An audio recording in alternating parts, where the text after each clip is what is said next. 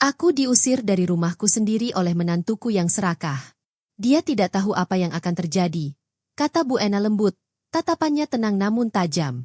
Senyum kecilnya hari itu adalah awal dari sebuah rencana yang akan mengubah segalanya. Sebelum kita mulai, jangan lupa like, komentar, dan berlangganan. Perjalanan 4 jam dengan mobil terasa begitu lama. Bu Ena duduk diam di kursi belakang mobil hitamnya yang besar. Ia memejamkan mata, tetapi pikirannya masih sibuk. Ia lelah setelah semua pekerjaan di kota besar Jakarta. Jalanan berdebu, mobil-mobil berisik, rapat-rapat panjang, dan pembicaraan bisnis yang sulit dengan orang asing. Dia merindukan tempat favoritnya, laut. Dia merindukan udara bersih, suara ombak, dan hangatnya sinar matahari di teras vilanya. Vilanya bernama Villa Samudra Biru, itu berarti Villa Laut Biru. Itu adalah rumah istimewanya di tepi pantai, jauh dari keramaian. Sopirnya, Tuan Either, yang telah bekerja untuknya selama hampir 20 tahun, melihat ke cermin dan tersenyum. Kita hampir sampai, Bu. Anda akan segera pulang, katanya. Nyonya Ena membuka matanya dan tersenyum kecil. Terima kasih, Joko. Aku tidak sabar. Mobil itu berbelok dari jalan utama dan memasuki jalan kecil yang dipagari pohon kelapa tinggi. Udara sekarang berbau berbeda, asin dan segar dari laut. Dari kejauhan, Ibu Ena dapat melihat villa indahnya dengan atap coklat yang tinggi, berdiri megah di atas tebing. Hatinya terasa hangat. Ini rumah yang kubangun dengan tanganku sendiri, pikirnya. Itu kebanggaanku, kedamaianku. Namun saat mobil semakin dekat, perasaan hangatnya mulai memudar. Ada yang salah. Di halaman depan yang besar, ada 3 mobil yang tidak dikenalnya. Sebuah SUV hitam mengilap, sebuah mobil sport merah yang tampak terlalu gagah, dan sebuah mobil van keluarga. Mereka semua tampak tidak pada tempatnya, seperti orang asing yang menyerbu rumahnya. Mungkin anakku, Dwi Galang, sedang memberiku kejutan, katanya lirih, mencoba memikirkan hal-hal bahagia. Dwi Galang tahu betapa ibunya sangat menyukai tempat ini. Mungkin dia datang lebih awal untuk menyambutnya. Tetapi ketika mobil berhenti, dia mendengar musik keras datang dari dalam villa. Bukan musik lembut seperti yang disukainya. Tidak, ini adalah musik pop berisik dengan teriakan dan tawa. Pak Joko mematikan mesin mobil dan mengerutkan kening. Nyonya, sepertinya ada pesta, katanya. Bu Ena tidak menjawab. Ia membuka pintu mobil dan keluar. Udara dipenuhi parfum yang kuat dan bau barbeque. Ia berjalan melewati mobil-mobil asing itu. Rasa lelahnya berubah menjadi rasa dingin di dadanya. Pintu kayu besar vilanya terbuka lebar. Rumah istimewanya tampak seperti sedang diinjak-injak. Di dalam, suara pesta terdengar keras. Saat dia melangkah melewati pintu, dia berhenti karena terkejut. Ruang tamunya yang bersih dan indah jadi berantakan. Bantal berserakan di lantai, gelas dan piring berserakan di mana-mana. Orang-orang asing yang belum pernah dilihatnya sebelumnya menari dan tertawa. Di luar, di dekat kolam renang, anak-anak sedang bermain air, dan para pria sedang memanggang makanan. Asap dan kebisingan memenuhi udara. Dan kemudian dia melihat Citra, menantu perempuannya. Citra tampak seperti bintang film, mengenakan gaun musim panas yang mewah dan perhiasan berlian yang berkilau, perhiasan yang dibayar oleh Nyonya Ena. Dia tertawa sambil memegang segelas minuman merah, dikelilingi oleh orang tua dan saudara-saudaranya. Mereka semua tampak begitu bahagia, terlalu bahagia. Seolah-olah villa itu milik mereka, bukan milik Nyonya Ena. Standing behind Citra was Dwi Galang, Hersan. Ketika dia melihat ibunya, senyumnya lenyap. Dia tampak bersalah dan takut. Adik Citra yang pertama kali memperhatikan Bu Ena. Oh, lihat, dia di sini, kata gadis itu sambil menunjuk. Citra berbalik, dan senyumnya lenyap. Ia mengamati Bu Ena dari atas ke bawah, menilai pakaian perjalanannya yang sederhana. Lalu, dengan suara keras dan kejam, dia berkata, "Oh, itu penyihir tua di sini. Tidak ada tempat untukmu." Seluruh ruangan menjadi sunyi. Sebagian orang terkikik, sebagian lagi mengalihkan pandangan. Dwi Galang tidak mengatakan sepatah kata pun. Dia menatap sepatunya, terlalu malu untuk menatap mata ibunya. Kata-kata penyihir tua bergema di pikiran Ibu Ena.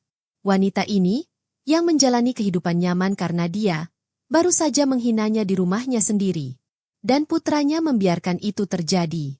Untuk sesaat, semua orang menunggu Ibu Ena berteriak atau menangis. Tapi dia tidak melakukannya. Sebaliknya, dia tersenyum. Itu bukan senyum hangat atau senyum sedih. Tenang dan dingin, seperti air tenang yang menyembunyikan arus yang dalam. Matanya tajam dan kuat. "Baiklah, sayang," katanya lembut.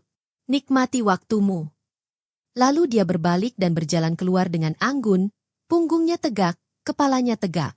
Dia tampak seperti seorang ratu yang meninggalkan istananya. Citra berdiri mematung. Yang lain berbisik-bisik. Kebisingan pesta perlahan kembali, tetapi ada sesuatu yang terasa tidak nyaman di ruangan itu. Di luar, Pak Joko sudah menunggu di dekat mobil, tampak cemas. "Nyonya, apa yang terjadi?" tanyanya. "Ayo pergi, Joko," kata Bu Ena dengan tenang. "Carikan aku hotel kecil dan bersih di dekat sini." "Hotel kecil, Bu? Tapi bagaimana dengan vilanya?" tanyanya heran. "Lakukan saja, kumohon," katanya tegas. Saat mereka pergi, Nyonya Ena menatap vilanya untuk terakhir kalinya. Dia bisa melihat Citra berdiri di teras, memperhatikan mobilnya melaju. Musiknya mulai lagi, lebih keras dari sebelumnya. Seolah-olah mereka berpura-pura tidak terjadi apa-apa. 15 menit kemudian, mereka menemukan sebuah penginapan kecil milik pasangan tua. Sederhana namun bersih, dan dari jendela, Anda bisa melihat hamparan sawah hijau. Itu tidak seperti rumah besarnya di tepi laut, tetapi terasa damai. Ketika Pak Joko hendak istirahat, Bu Ena duduk di tempat tidur. Dia tidak merasa marah atau sedih. Dia merasakan sesuatu yang lain, kuat dan tenang. Dia sudah mengambil keputusan. Malam itu, dia tidak bisa tidur seperti seorang ibu yang hancur. Dia akan tidur sebagai wanita yang punya rencana. Langit di luar berubah menjadi jingga dan ungu. Ruangan kecil itu menjadi gelap dan sunyi. Nyonya Ena duduk di dekat jendela, memegang teleponnya. Dia tidak menelepon Dwi Galang. Dia tahu Dwi Galang hanya akan meminta maaf tanpa bermaksud apa-apa. Dia butuh tindakan, bukan kata-kata. Dia menekan nomor, seorang pria bernama Mr. Gunawan, pengacara dan manajer keuangannya selama 30 tahun. "Selamat malam, Bu," sapanya sopan. "Apakah semuanya baik-baik saja?" "Belum," jawabnya. "Tapi akan segera." "Saya ingin Anda mengaktifkan badai senyap," katanya dengan tenang. Hening sejenak. Badai senyap adalah rencana rahasia yang telah mereka susun sejak lama untuk keadaan darurat, seperti pengkhianatan. Rencana itu belum pernah digunakan sebelumnya. "Saya mengerti, Bu," kata Pak Gunawan dengan serius. "Targetnya?" "Dwi Galang Ananta and Citra Melati," she said firmly. "Mulailah dengan memblokir semua kartu kredit dan transfer bank mereka. Ambil kembali mobil perusahaan, uangnya, semuanya. Dan kirimkan laporannya besok pagi." "Baik, Bu." "Oh, dan satu hal lagi," tambahnya. "Kakak Citra, Rangga, melamar pekerjaan di perusahaan kita, kan? Tolak saja. Berikan alasannya." "Ya, Bu," katanya. "Terima kasih," katanya lembut dan menutup telepon. Ruangan itu hening kembali. Di luar, suara jangkrik mulai memenuhi malam. Nyonya Ena menatap bayangannya di layar ponselnya yang gelap. Dia melihat wajah seorang wanita yang lelah, tetapi matanya sekarang tampak berbeda. Dingin, tenang, dan cerdas.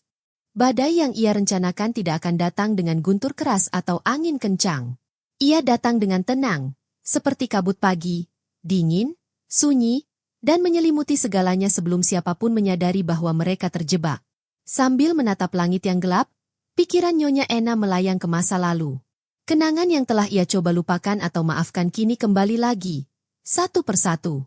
Setiap kenangan mengingatkannya mengapa dia membuat keputusan yang dingin dan serius malam ini. Dia teringat hari pernikahan putranya, Dwi Galang. Dia telah memberikan Citra, menantunya, sebuah kalung keluarga yang terbuat dari emas putih dengan liontin berlian kecil. Itu dari ibunya sendiri. Dia memberikannya kepada Citra dengan penuh cinta, sebagai tanda selamat datang di keluarga itu. Namun saat pesta pernikahan, Dia mendengar Citra berbisik kepada temannya. Kuno banget. Aku tinggal melelehkannya dan menjadikannya anting. Hati Nyonya Ena terasa diremas kesakitan. Namun dia berkata dalam hati bahwa itu hanyalah ucapan seorang gadis muda yang konyol. Setahun kemudian, saat makan malam ulang tahunnya, Citra mengeluh keras. Dwi Galang, uang yang kamu kasih ke aku nggak cukup. Itu cuma dari rekening ibumu, kan? Cuma cukup untuk 2 tas. Teman-temanku bisa beli 5. Katanya sambil memamerkan jam tangan berlian barunya. Dwi Galang tersenyum canggung dan berkata, aku minta ibu untuk menambahkannya. Ya, sayang. Saat itu Ibu Ena merasa seperti mesin ATM, bukan seperti seorang ibu. Yang terburuk terjadi ketika cucu pertamanya lahir. Dia pergi ke rumah sakit dengan gembira sambil membawa hadiah bayi yang mahal. Namun saat ia mencoba menggendong bayi mungil itu, Citra menghentikannya dan berkata dengan manis di hadapan perawat. Bu, sudah cuci tangan pakai antiseptik? Ibu baru pulang berkebun tadi pagi. Kuman, loh. Rasanya seperti tamparan di wajahnya. Dia adalah neneknya. Namun mereka memperlakukannya seolah-olah dia kotor. 3 bulan lalu, tibalah saat yang paling menyakitkan. Dwi Galang datang dengan wajah memohon. Ma, tolong ya. Saya butuh 2 miliar rupiah untuk modal usaha. Itu rencananya Rangga, adik Citra. Ini adalah kesempatan besar bagi keluarga kami untuk berkembang, katanya penuh harap. Bu Ena tahu Rangga pemalas dan ceroboh. Dia yakin uang itu akan terbuang sia-sia untuk berjudi atau membeli mobil baru. Namun dia melihat harapan di mata putranya, jadi dia memberikan uang itu, ingin menguji kebijaksanaan Dwi Galang. Seminggu kemudian, dia melihat foto Rangga di media sosial. Dia tersenyum bangga di depan mobil sport merah yang diparkir di halaman vilanya. Dwi Galang tidak lulus ujian. Setiap kenangan bagaikan racun. Selama bertahun-tahun, dia meminum racun itu dengan diam-diam. Dia memaafkan, dia mencoba mengerti. Semua karena dia mencintai putra satu-satunya. Namun hari ini, penghinaan yang ia hadapi di vilanya sendiri benar-benar menghancurkan hatinya. Mereka tidak hanya tidak menghormatinya, mereka lupa bahwa semua kenyamanan mereka datang darinya. Mereka menganggap kebaikannya adalah kelemahan. Mereka menganggap kesabarannya adalah suatu kebodohan. Mereka salah besar. Malam itu, untuk pertama kalinya selama bertahun-tahun, Nyonya Ena tidur nyenyak di kamar tamu kecilnya. Dia tidak memimpikan kesakitan atau kesedihan. Dia memimpikan badai yang tenang. Badai yang akan menyapu bersih semua orang serakah dari hidupnya. Meninggalkan tempat baru yang bersih agar hal-hal baik dapat tumbuh lagi. Setelah Nyonya Ena pergi, suasana villa terasa aneh. Musik yang keras kini terdengar aneh, dan tawanya terasa palsu. Namun Citra dengan wajah sombongnya berpura-pura semuanya baik-baik saja. Jangan khawatir tentang wanita tua itu, katanya sambil tersenyum. Dia cuma mau perhatian. Dia sudah pergi, dan kita bebas. Ayo kita rayakan. Dia menuangkan anggur untuk ayahnya dan berkata, malam ini aku yang traktir. Kita makan di restoran Golden Coast. Semua orang bersorak. Golden Coast adalah restoran makanan laut termahal saat itu. Tempat bagi orang kaya dan pemilik bisnis terkenal. Citra ingin semua orang melihat betapa berkuasa dan kayanya dia. 1 jam kemudian, seluruh keluarga tiba. Citra berjalan di depan dengan bangga, dagunya tegak. Mereka mendapat meja terbaik di dekat laut, dengan obor bambu cantik menyala di sekelilingnya. Bawakan kami makanan terbaikmu, kata Citra kepada pelayan. Lobster untuk semua, kepiting Alaska, ikan bakar, dan 3 botol sampanye terbaikmu. Pelayan itu tampak terkejut tetapi segera menuliskannya. Ayah Citra menepuk bahu Dwi Galang. Kamu hebat, Dwi Galang. Kamu memberi putriku kehidupan yang hebat. Dwi Galang hanya tersenyum gugup. Dia merasa bersalah sejak ibunya pergi. Tetapi dia terlalu takut pada Citra untuk mengatakan apapun. Mereka makan, tertawa, dan berbicara dengan keras. Citra memberitahu semua orang tentang rencananya untuk membangun jacuzzi dan dermaga untuk jet ski-nya. Dia bersikap seolah-olah uang tidak akan pernah ada habisnya. Akhirnya, makan malam pun berakhir. Citra meminta tagihan, sambil tersenyum bangga. Dia memberikan kartu kredit platinumnya yang berkilau kepada pelayan itu, kartu yang terhubung dengan rekening Nyonya Ena. Tetapi ketika pelayan itu kembali, dia tampak gugup. "Maaf, Bu, kartunya ditolak." Citra berkedip. "Apa? Coba lagi. Mesinnya pasti rusak." Pelayan itu pergi lalu kembali lagi. "Maaf, Bu, tetap saja ditolak." Senyum Citra menghilang. Keluarganya mulai berbisik-bisik. "Coba kartu lain," kata ibunya. Citra dengan marah mengeluarkan satu lagi, dan satu lagi. Namun setiap kali, pelayan itu kembali sambil menggelengkan kepalanya. Ditolak, ditolak, ditolak. Makan malam yang menyenangkan berubah menjadi hening. Wajah Dwi Galang pucat. Dia mencoba kartunya sendiri, berharap itu akan berhasil. Namun ketika pelayan itu kembali, dia pun berkata, "Ditolak, Tuan." Sekarang semua orang di restoran itu menatap. Citra merasakan wajahnya terbakar karena malu dan marah. Ayahnya harus membayar tagihan dengan uang tunai yang dimilikinya dan beberapa kartu keluarga lainnya. Perjalanan pulang terasa hening. Citra menangis dan berteriak, menyalahkan Dwi Galang atas segalanya. Retakan pertama dalam kehidupan sempurna mereka telah muncul. Keesokan paginya, matahari bersinar cerah, tetapi villa terasa gelap. Citra terbangun dengan mata sembab dan suasana hati yang marah. Dia ingin memperbaiki citranya dengan pergi berbelanja dan pamer lagi. "Aku mau ke kota. Aku butuh baju baru," katanya kepada Dwi Galang yang sedang tidur di sofa. Dia berpakaian, mengenakan kacamata hitam besar, meraih tas tangan merah mewahnya, dan berjalan keluar dengan bangga. Mobil sport merah menyalanya terparkir di luar, mainan favoritnya. Namun saat dia membuka pintu, dia berhenti. Sebuah truk derek besar berada di halaman, dan dua pria berjalan menuju mobil itu. "Hei, apa yang kau lakukan?" teriak Citra. "Selamat pagi, Bu," kata seorang pria dengan sopan.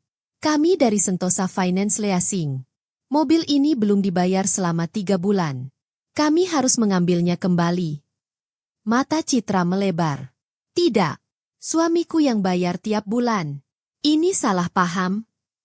Pria itu menunjukkan padanya selembar kertas yang telah diberi perangko dan tanda tangan. Saat itu, Dwi Galang dan seluruh keluarga berlari keluar setelah mendengar teriakannya. Dwi Galang memeriksa kertas itu asli. Citra mencoba menghalangi para lelaki itu sambil menangis. "Kamu nggak boleh bawa mobilku. Itu mobilku." Tetapi para pria itu tetap bekerja dengan tenang, sambil memasang kait pada roda mobil. Tetangga datang untuk menonton. Petugas keamanan berdiri di dekatnya sambil berbisik-bisik. 15 menit kemudian, mobil sport merah itu diangkat ke truk derek. Citra berteriak dan menangis sambil menunjuk ke arah Dwi Galang. "Ini semua salahmu. Kau tak berguna. Kau membuatku terlihat miskin." Dwi Galang mencoba menelepon perusahaan pembiayaan, tetapi panggilannya ditujukan ke suara robot. Dia menelepon bank, dan saat itulah dia mengetahui kebenarannya. Rekening utama, tempat semua pembayaran berasal, telah dibekukan oleh pemegang akun. Akun itu milik ibunya, Nyonya Ena. Jantungnya berdebar kencang. Apakah ini hukumannya atas kejadian kemarin? Dia berlari ke ruang kerjanya dan mencoba meneleponnya. Tetapi teleponnya langsung terhubung ke pesan suara. Pesan teksnya tidak terkirim. Sepertinya dia telah memblokirnya. Lalu, tiba-tiba, sebuah email baru muncul di laptopnya.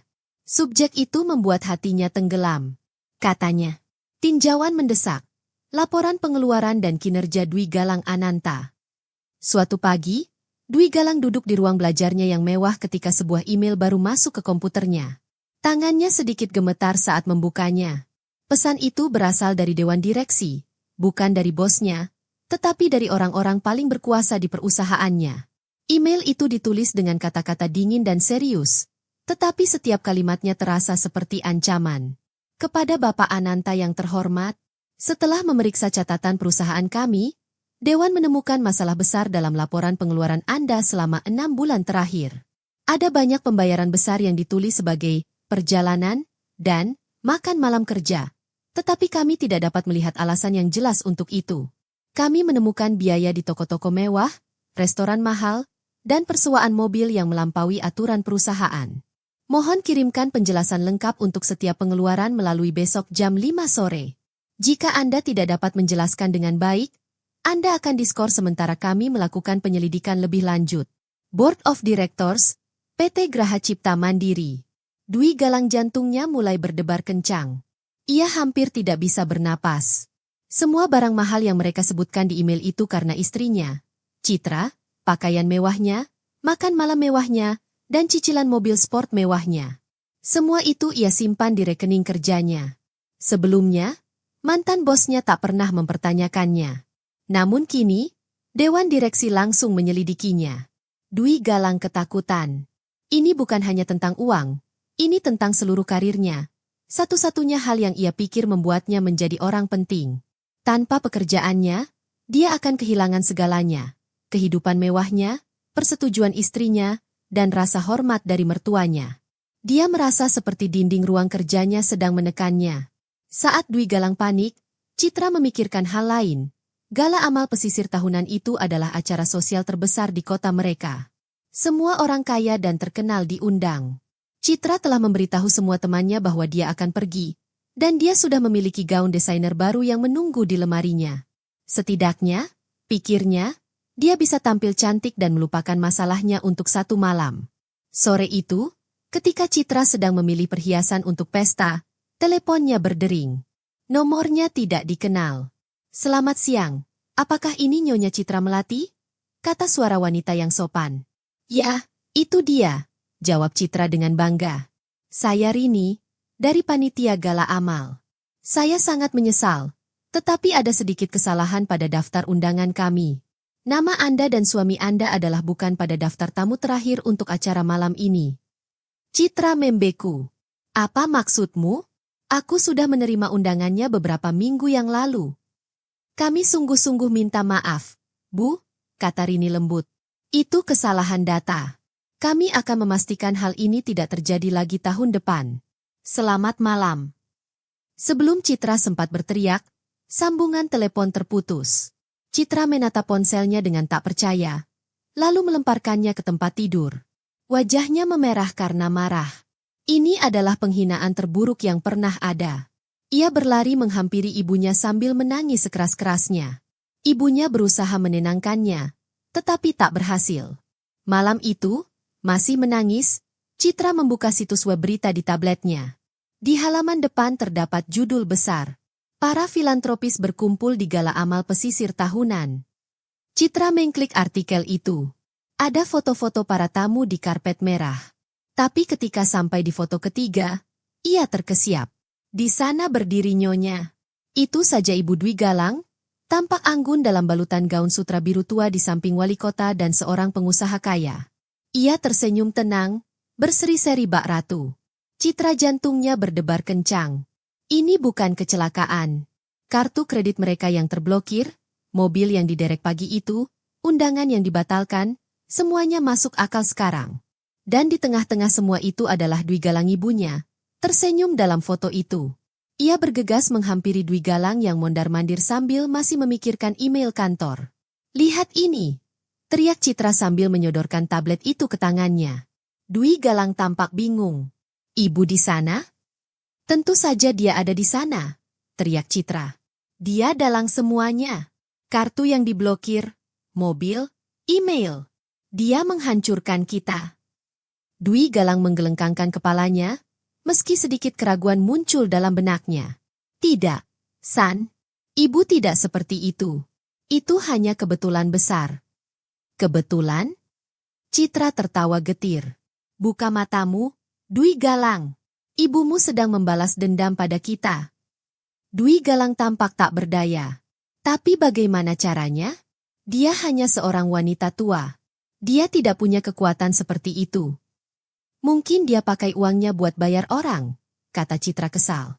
"Dia penyihir pintar yang pura-pura baik." Mereka berdua mulai saling berteriak. Citra menyebut Dwi Galang lemah, mengatakan dia tidak bisa melindunginya. Dwi Galang balas berteriak bahwa kebiasaan belanjanya lah yang menjadi penyebab semua masalah mereka. Citra keluarga duduk diam, terlalu takut untuk berkata apapun. Villa yang dulunya indah di tepi laut kini terasa gelap dan dingin. Itu bukan lagi surga, itu adalah sangkar emas. Keesokan paginya terasa seperti pemakaman. Tak seorang pun berbicara saat sarapan. Tak seorang pun meminta jus atau omelet mewah. Semua orang makan roti tawar dengan selai, takut untuk bicara. Citra tampak lelah, berjalan dengan mata bengkak. Dwi Galang duduk diam, menatap kolam renang. Lalu tiba-tiba, ding dong. Bel pintu yang keras membuat semua orang melompat.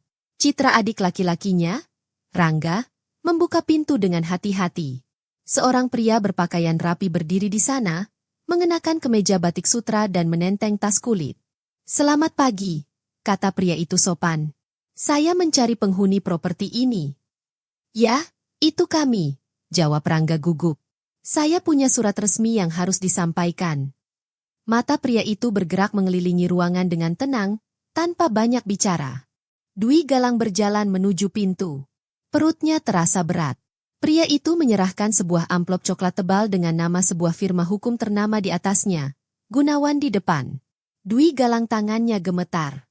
Itu firma hukum milik ibunya. Dia membuka surat itu. Wajahnya memucat saat membaca. Pemberitahuan untuk mengosongkan properti. Kepada para penghuni Villa Samudra Biru yang tidak berkepentingan. Mewakili klien kami, Ibu Ena Wulandari, pemilik sah, kami meminta Anda untuk mengosongkan properti dalam waktu 48 jam. Kegagalan untuk melakukannya akan mengakibatkan pengusiran yang sah oleh pihak berwenang. Terima kasih. Gunawan sebelum kantor hukum. Setiap kata menghantam Dwi Galang bagai palu, penduduk yang tidak sah. Itu berarti mereka tidak seharusnya berada di sana. Citra suaranya bergetar. Apa isinya? Dwi Galang tidak bisa bicara. Dia hanya menyerahkan surat itu padanya. Citra mata melotot. Tidak. Ini tidak mungkin nyata. Ini rumah kita. Dwi Galang berkata pelan. Bukan, San. Ini rumah ibu. Dia hanya mengizinkan kita tinggal di sini. Citra keluarganya tampak terkejut. Ayahnya terduduk di sofa. Ibunya mulai menangis. Rangga menatap Dwi Galang, bingung dan marah. Jadi selama ini kita tinggal di rumah ibumu? Tanyanya. Kukira itu milikku juga, bisik Dwi Galang. Memang benar. Kekacauan pun terjadi. Ayah Citra berteriak, "Ini salahmu, Citra. Kamu tidak bisa diam." Citra teriak balik, "Ini bukan salahku. Dwi Galang seharusnya membelaku." Di tengah teriakan itu, Dwi Galang meraih ponselnya. Ia harus menelepon ibunya. Dia telah memblokir nomornya, tetapi dia meminjam telepon Rangga dan mencoba lagi. Setelah 3 dering panjang, sebuah suara tenang menjawab. "Halo. Bu, ini aku, Dwi Galang," teriaknya. "Tolong jangan lakukan ini pada kami. Kami sudah dapat surat penggusuran. Tolong berhenti." Terjadi keheningan sejenak. Lalu Ibu Ena berbicara. Suaranya tenang dan dingin. "Dwi Galang, villa ini milikku. Aku hanya meminjamkannya padamu. Kau tidak merawatnya dengan baik. Tapi Bu, tolong, kami minta maaf. Kami akan minta maaf. Tolong batalkan," pinta Dwi Galang. "Maaf tidak akan menyelesaikan masalah lagi," kata Bu Ena. "Ini pelajaran tentang rasa hormat dan tanggung jawab, sesuatu yang seharusnya sudah kamu pelajari sejak lama." Dwi Galang terisak. "Lalu kita harus pergi kemana, Bu? Kita tidak punya tempat." "Itulah," kata ibunya dengan tegas, "masalah yang harus kamu selesaikan sebagai kepala keluarga." Lalu suaranya sedikit melunak. "Soal pekerjaanmu, datanglah ke kantormu besok jam 10 pagi. Kita akan membahasnya. Jangan terlambat." Sebelum Dwi Galang sempat berkata apa-apa lagi, ibunya berkata dengan tenang, "Beres, Dwi Galang. Waktumu tidak banyak." Lalu menutup telepon. Dwi Galang menatap telepon yang sunyi. Dia tahu semuanya sudah berakhir.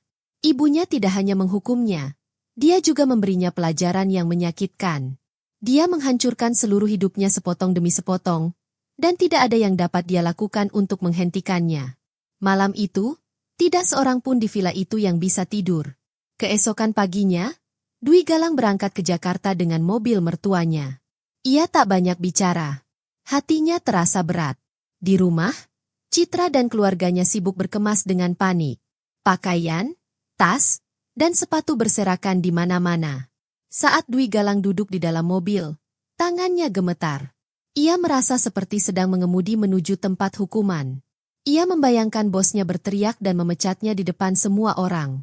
Ia membayangkan semua orang menertawakannya karena menyalahgunakan mobil dan uang perusahaan. Sesampainya di gedung kantornya yang tinggi dan berkilau, waktu menunjukkan pukul 9:30. Beberapa karyawan tersenyum dan menyapanya, tetapi Dwi Galang tak bisa membalas senyumnya. Ia merasa seperti orang palsu. Ia bukan lagi orang pintar. Ia hanyalah anak manja yang bermain-main dengan barang-barang yang bukan miliknya. Sekretaris Dewan Direksi perusahaan menyambutnya dengan wajah serius. "Silakan ikut saya, Pak Dwi Galang," katanya. Ia menuntunnya ke lantai atas, ke ruang rapat terbesar. Ruangan itu dingin dan sunyi. Sebuah meja kayu raksasa berdiri di tengahnya. Jendela-jendela kaca besar memperlihatkan gedung-gedung tinggi Jakarta. Di sekeliling meja duduk pria-pria serius berjas mahal. Mereka tampak sangat penting. Di ujung meja duduklah seseorang yang tidak diduga oleh Dwi Galang, ibunya, Nyonya Ena. Ia tidak terlihat seperti ibu lembut yang dikenalnya. Ia mengenakan blazer abu-abu gelap yang rapi dan bros berlian yang berkilauan di kerahnya.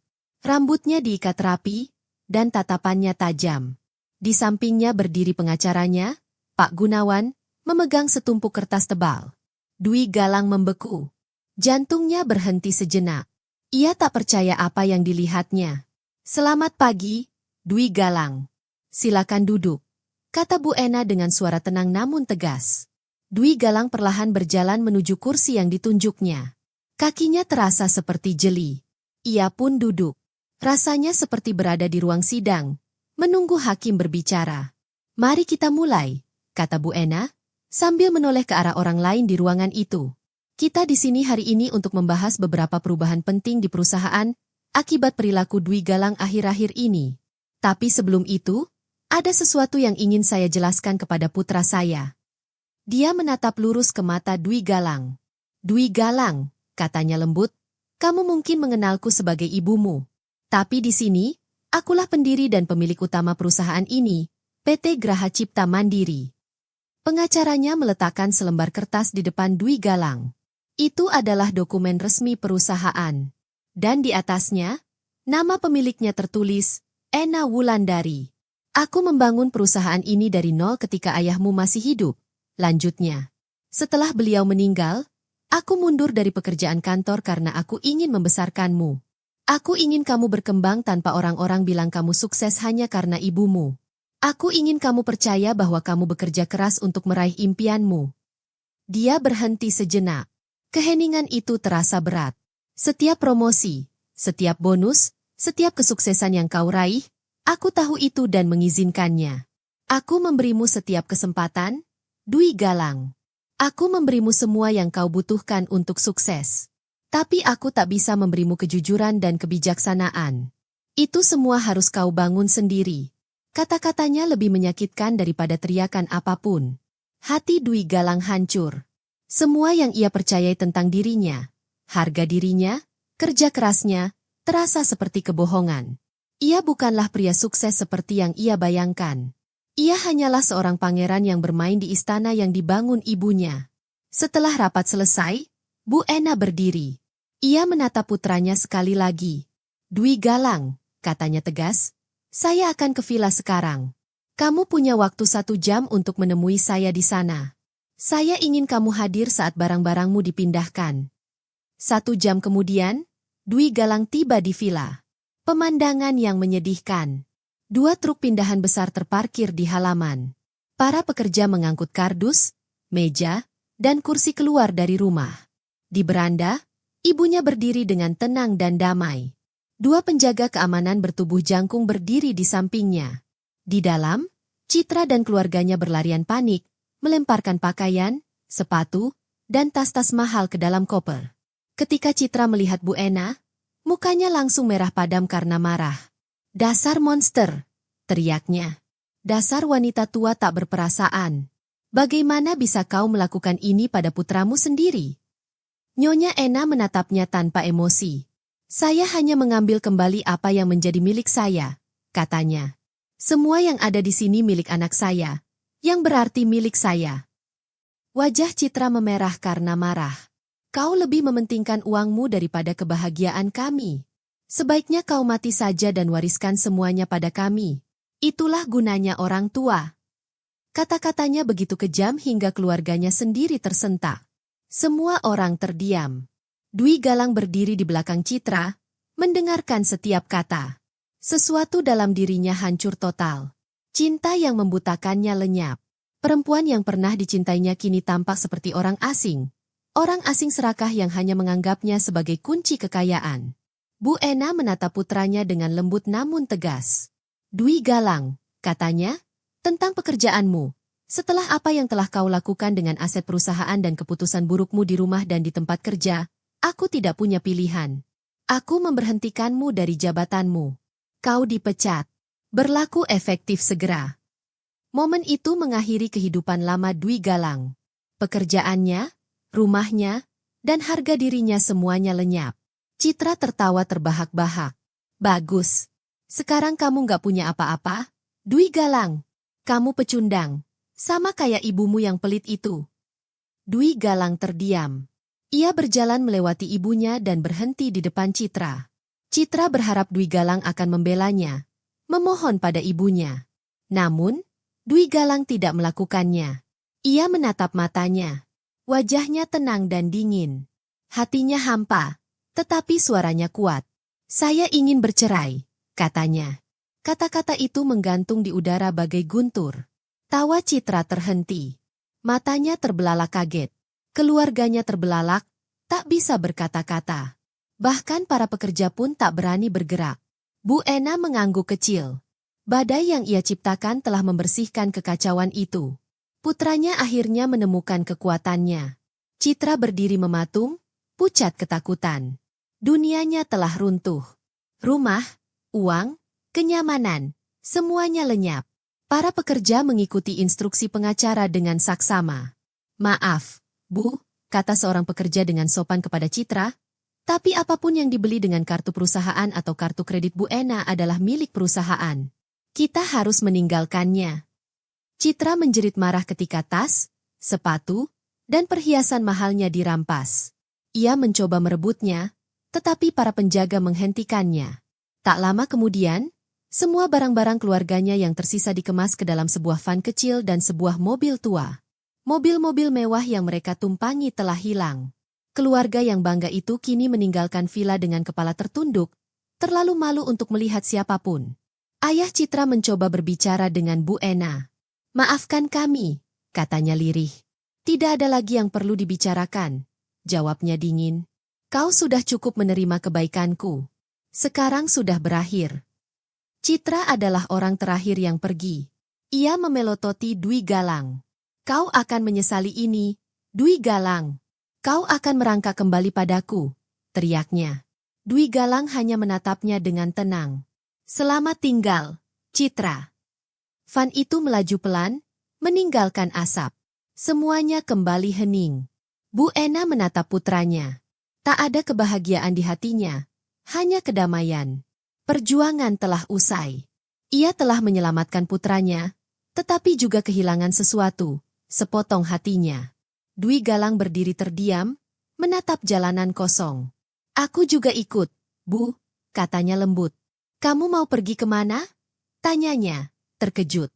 Entahlah, jawabnya jujur. Tapi aku tak bisa tinggal di sini atau di Jakarta. Tak ada lagi yang terasa seperti milikku. Aku harus menemukan jalanku sendiri. Bu Ena mengangguk pelan, bangga sekaligus sedih. Hati-hati, Dwi Galang. Dia tidak memberinya uang, mobil, atau rumah. Dia tahu dia perlu tumbuh mandiri sekarang. Dwi Galang keluar dari gerbang villa yang indah sendirian. Ia naik bus umum ke Jakarta, bus yang penuh dengan orang asing. Sesuatu yang sudah bertahun-tahun tak pernah ia lakukan.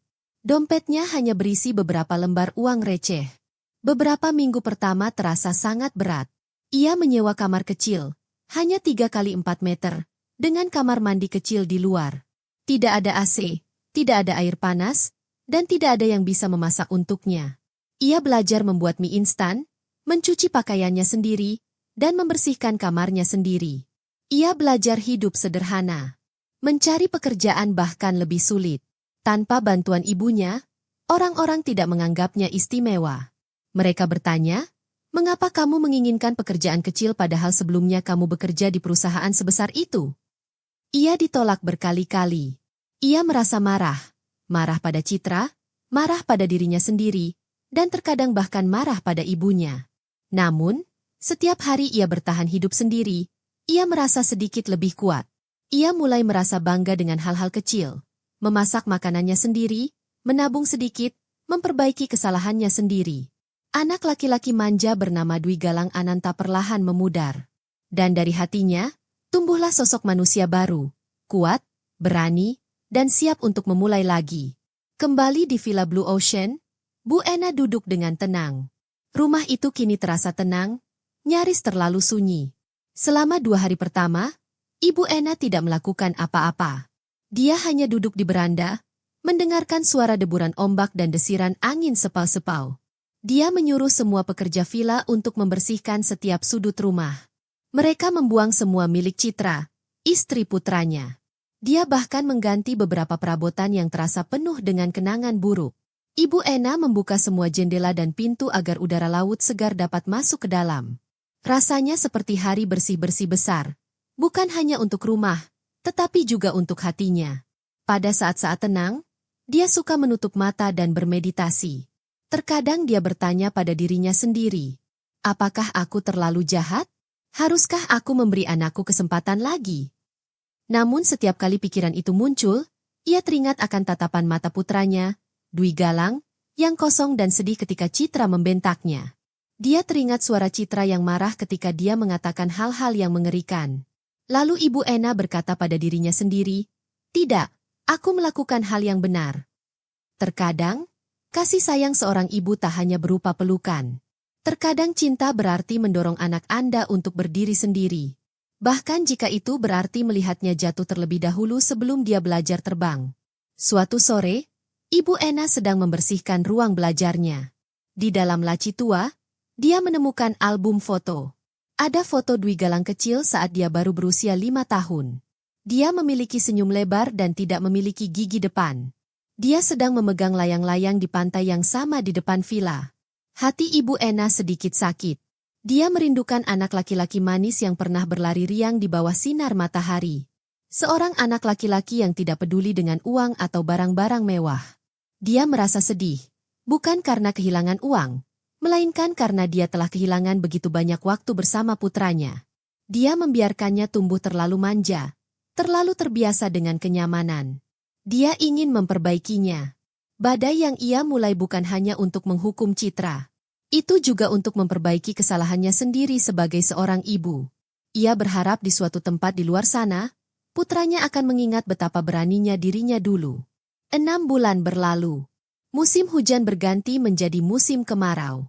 Dwi Galang akhirnya menemukan pekerjaan. Itu bukan pekerjaan besar. Dia bekerja sebagai staf penjualan junior di sebuah perusahaan kecil. Gajinya tidak seberapa. Tetapi semua itu diperolehnya dengan usahanya sendiri. Perceraiannya dengan Citra telah selesai. Citra telah mencoba mengambil setengah dari harta itu, tetapi dia kalah. Orang-orang berkata dia kembali ke kampung halamannya bersama keluarganya. Dwi Galang sekarang tinggal sendirian di sebuah apartemen studio yang kecil dan bersih. Dia belajar cara hidup sederhana dan menabung. Dia menemukan kegembiraan dalam hal-hal kecil seperti menyiapkan makanannya sendiri dan membersihkan kamarnya. Perlahan-lahan, dia mulai merasa bangga terhadap dirinya sendiri lagi. Suatu Sabtu pagi, Dwi Galang melihat telepon genggamnya. Dia menatap foto ibunya cukup lama. Lalu dia membuat keputusan. Dia menaiki sepeda motor bekasnya dan berkendara selama 4 jam ke Anyer. Dia tidak memberitahu ibunya bahwa dia akan datang. Dalam perjalanan, dia berhenti di sebuah kedai kopi kecil dan membeli 2 cangkir kopi hitam panas. Ketika dia sampai di Blue Ocean Villa, penjaga di gerbang tampak terkejut melihatnya. Namun tak lama kemudian, gerbangnya terbuka. Dwi Galang memarkirkan motor kecilnya di samping mobil besar dan mengkilap milik ibunya. Mereka tampak sangat berbeda, berdampingan. Ibu Ena sedang membaca buku di teras. Ketika dia mendengar langkah kaki, dia mengangkat kepalanya, dan matanya terbelalak. It was Dwi Galang. Dia tampak berbeda sekarang. Lebih kurus, lebih gelap karena sinar matahari, tetapi matanya tenang dan penuh kedamaian. Dia tersenyum malu-malu. "Selamat pagi, Ibu," katanya. "Saya membawa kopi." Dia menaruh satu cangkir di atas meja. Mereka duduk diam sejenak, mendengarkan suara ombak. "Saya punya pekerjaan sekarang, Bu," kata Dwi Galang lirih. "Gajinya memang kecil, tapi cukup. Dan saya sudah resmi bercerai." Ibu Ena hanya mengangguk. "Saya datang bukan untuk meminta apa-apa," lanjut Dwi Galang. "Saya hanya datang untuk mengucapkan terima kasih." Ibu Ena tampak terkejut. "Terima kasih? Untuk apa?" tanyanya. "Karena telah menghancurkan hidupku yang lama," kata Dwi Galang sambil tersenyum kecil. "Namun dengan melakukan itu, Anda memberi saya kesempatan untuk membangun yang baru. Yang asli." Dia menunduk. "Maafkan aku, Bu. Maafkan aku karena lemah dan mengecewakanmu." Air mata memenuhi mata Ibu Ena. Dia menggenggam tangan putranya. Kini terasa kasar, tangan seorang pria yang bekerja keras. "Aku juga minta maaf, Dwi Galang," bisiknya. "Aku membesarkanmu dengan cara yang salah. Aku terlalu melindungimu. Namun terkadang, masa-masa sulit dalam hidup justru membuat kita kuat." Hari itu, mereka berbicara selama berjam-jam.